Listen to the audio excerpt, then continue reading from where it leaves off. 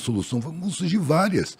É dar condição para as pessoas. Eu não posso trazer solução, para o coletivo, mano. Que pretensão é essa? Que arrogância é essa? Um mínimo de humildade para não cair no ridículo.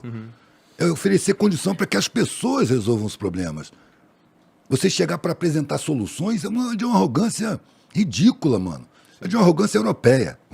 Quando a gente fala sobre qualquer problema socioeconômico no Brasil, falta de moradia, falta de trabalho, trabalho precário, baixo salário, baixa renda, escolaridade, analfabetismo, todos, quem é a grande maioria da população que está enfrentando esses problemas? É a população negra. Então a gente tem que olhar para a história do Brasil e entender como que a gente chegou nisso. Porque a gente vive num país em que milhões de imigrantes pobres entraram aqui no final do século XIX, começo do século XX, vindo da Itália, vindo da Alemanha, vindo da Espanha, etc., e hoje ascenderam para a classe média, vindo do Japão, e hoje ascenderam para a classe média. Enquanto que tem uma população negra que está aqui há 500 anos e não saiu da pobreza extrema. O que acontece, tá ligado? Como que essa população que chegou aqui mais recentemente, rapidamente ascendeu para a classe média, a maioria deles, e a população que estava aqui há tanto tempo não saiu da pobreza extrema?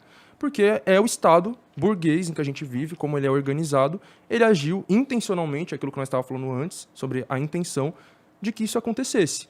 Então, quando a escravidão foi formalmente abolida, né, não foi feita nenhuma política de reparação para aquela população que tinha sido escravizada, né? Então, o Brasil começa a se industrializar e, em vez de contratar essa força de trabalho negra, liberta, para industrializar o país, não, eles vão trazer imigrantes da Europa, da Ásia, para industrializar o país. E aquela população negra vai ser jogada para as margens, vai ser tacado um foda-se, né? Depois pesquisem aí sobre o discurso de João Batista de Lacerda no Congresso Universal das Raças em Londres, que em 1911 ele falava, foi lá representando o Estado brasileiro falando, em até 100 anos a população negra vai ter sido extinta do Brasil. Era a intenção do Estado brasileiro, isso foi uma política intencional de exterminar a população negra e não de inclusão na sociedade, né? Então, ao mesmo tempo que o Estado tacou foda-se para a população negra, não fez nenhuma política de reparação, sendo que a principal delas teria que ter sido a reforma agrária, eles bancaram a vinda, né, de vários imigrantes brancos para cá, da Europa, para, né, colonizar e industrializar o país. Deram terras, deram tudo quanto é coisa. E quando a gente falou aqui sobre você falou da questão da renda básica, que é um band-aid, né, no momento seria uma coisa útil, sem sombra de dúvidas, mas ainda assim é um band-aid. E aí o Eduardo falou que o ideal seria que não fosse necessário, eu concordo totalmente, assim como eu concordo que as cotas são um band-aid, que não deveria ser necessário, mas no momento eu acredito que grande parte da solução dos nossos problemas gira em torno da reforma agrária, mano. Porque nada mais é do que a gente dividir esses imensos latifúndios que estão aí desde o período colonial, terras imensas na mão de meia dúzia de pessoas, enquanto que a imensa maioria não tem um metro quadrado para morar.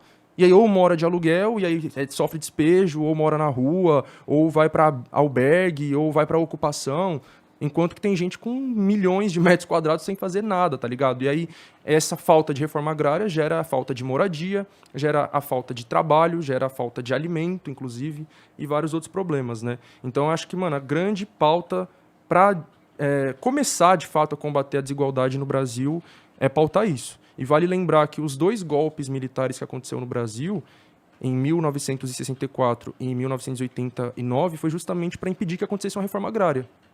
A República ela surge a partir de um golpe militar, em 1889, um ano depois da abolição da escravidão, porque começava a circular ideias de se fazer algum tipo de reforma agrária e já meter um golpe ali para impedir que isso acontecesse. 1964 é a mesma coisa. João Goulart falava sobre reforma agrária, tiraram o cara e deu no que deu essa ditadura aí de 20 e tantos anos, né? Então a gente vê que o que mais assusta essa elite brasileira é pautar isso, né? É pautar mexer na propriedade deles. Só ficar fazendo algumas medidas paliativas não vai ter o efeito de verdade, tá ligado? Por exemplo, quando a gente fala de ser o Bolsa Família um programa de redistribuição de renda, não é. É uma transferência de renda ali do Estado para a população, mas não é uma redistribuição, né? Como se você estivesse pegando de quem tem muito e redistribuindo para quem tem pouco. Não está mexendo em nada de quem tem muito. Eles continuaram tendo muito e cada vez mais, inclusive. Enfim, então tem que mexer na base mesmo, na estrutura de privilégio. Deixa eu te perguntar uma coisa. Você gostaria de viver de YouTube? Fazer seu próprio horário, trabalhar de onde você quiser e principalmente gerar muita receita? Pois é, hoje é a sua chance.